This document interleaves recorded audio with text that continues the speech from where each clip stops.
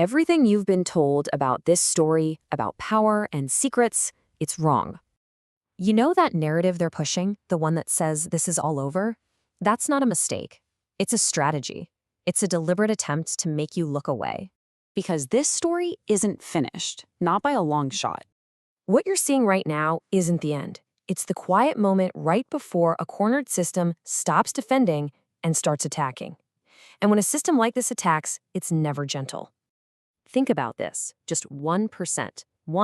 Do you honestly believe that's transparency? No. Psychologically, that's a token sacrifice. It's a small, calculated loss you throw to the crowd to keep the entire structure from collapsing. It's designed to quiet you, not to inform you. So the real question isn't just about what's in those files. Yeah, the details are horrifying, but they're just the symptom.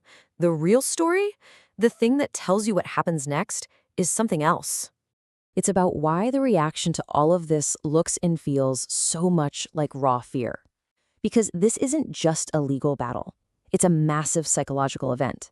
And fear is the engine driving every single move. This is the terror that unchecked power feels when it's forced to look in a mirror it can't break.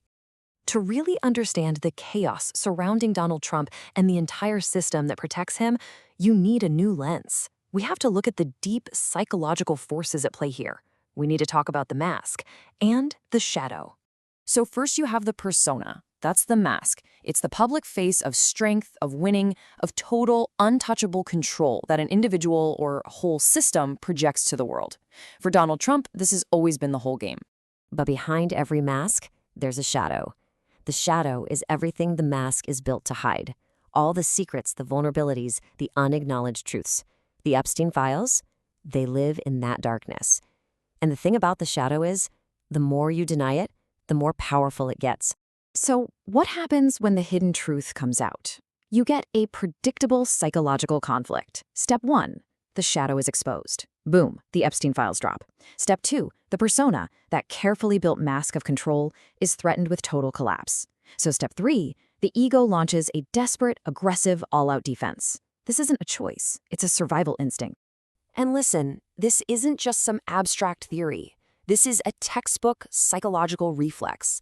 When you apply this framework, Donald Trump's behavior suddenly stops looking random. It starts to look like a perfect fit for the pattern. Just look at it in action.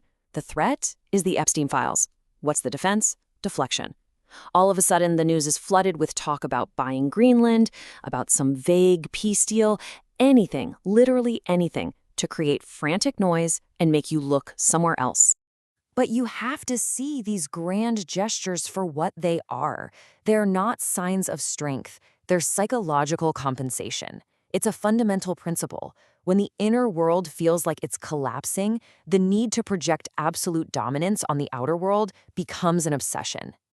And this is bigger than just one man. Donald Trump may be the focal point, but the entire system is reacting with the same defensive instinct. What you're watching is a system-wide containment strategy, and it's following a very, very old pattern. It's a 4-stage playbook for repression. First, you denied it's a big deal. Then, you question where the information came from. Then, you attack the people who brought it to light. And finally, the most dangerous stage, you just try to redefine the rules of the game itself. We're seeing all 4 happening at once. This last stage is the critical one. When you hear lawyers argue that judges simply don't have the authority to demand transparency, that is no longer a legal debate. It is a raw claim about identity. It's the system declaring out loud, we are power and we are above accountability. And that brings us right here, to this moment, to a point of no return. Psychologically, a system under this much pressure only has 2 paths forward, 2 core instincts. There is no third option. And the choice is stark. One path is integration. That means facing the truth, full transparency, accountability, acknowledging the harm. The other path is repression. That means total domination, more escalation, more delays, and asserting authority with absolutely no restraint. Now here's the truly chilling part. The system isn't waiting to choose. The choice is being made right now, in real time. Every refusal to comply, all the legal gymnastics, the constant downplaying, every single action is a signal. They are not moving towards truth. They are moving towards domination. So please, don't mistake the current quiet for peace. Don't think for a second that procedural delays mean resolution. What you are witnessing is not the end. It is the prelude to something much, much louder. A critical threshold has been crossed. The choice to repress instead of integrate always has consequences. And now, escalation is the only path forward. Because a threatened system, a psyche fighting for its own survival against the truths it buried, it doesn't go quietly. And that roar is what's coming next. The evidence is right there. The pattern is unmistakable. So the real question isn't what will they choose? It is, now that you see the path they are on, what do you think happens next?